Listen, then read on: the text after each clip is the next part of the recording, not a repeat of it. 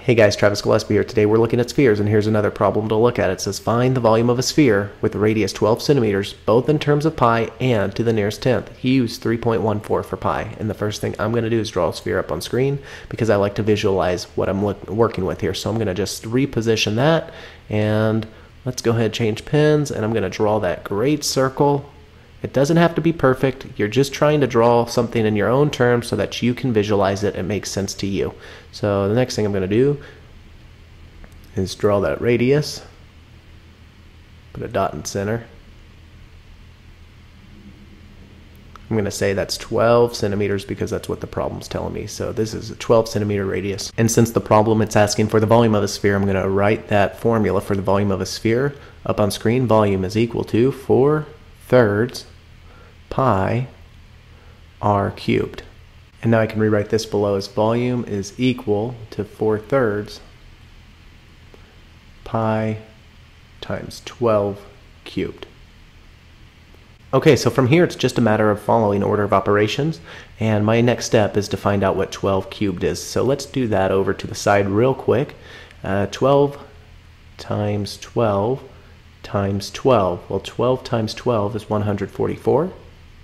I'm going to take this and multiply by 12. So 144 times 12 will give me a value of 1,728. And I'm going to rewrite this off to the side, back below this formula here, but I'm going to erase all this information real quick.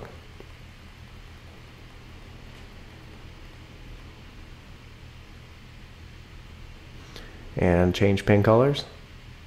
Alright, so here I have volume. It's equal to 4/3 times pi times 1,728. And now I'm going to use that commutative property to just rearrange pi and 1,728. So let's do that here. Volume is equal to 4/3 times 1,728 times pi. I'm going to change colors again. Alright, so if you treat 1,728 as a fraction, that would be 1,728 over 1. And you could multiply straight across on top, 4 times 1,728, straight across on bottom here, 3 times 1, and then simplify. But rather than making those values larger, since 3, it's a factor of 1,728, let's just cross simplify here. And rather than making these numbers larger by multiplying 1,728 together, make them smaller by cross simplifying. The bottom line, what I'm trying to do here is just make the math a little bit easier. So 3 simplifies to 1, 1,728 will simplify to 576. And now I'm going to rewrite this formula below as volume is equal to 4 times 576 times pi. Alright, so let's go ahead and multiply these values together. Okay, so now I have V, it's equal to, well, 4 times 576, it's 2,304 times pi. So now I've solved in terms of pi, but I don't want to forget the units, which is, it's in centimeters, so centimeters cubed. Alright, so now I've solved in terms of pi. Let's just box this up. And the next step after that is to take this value and multiply by 3.14. So 2,304, put parentheses around it, times 3.14.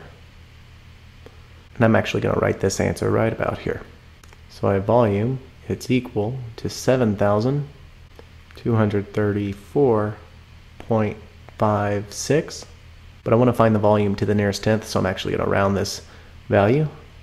So the volume here, and I'm going to get a little bit more room, so I'm going to write to the left. Volume is equal to 7,234.6 centimeters cubed. And I can box this information up too. Cool stuff. I'll see you in another video.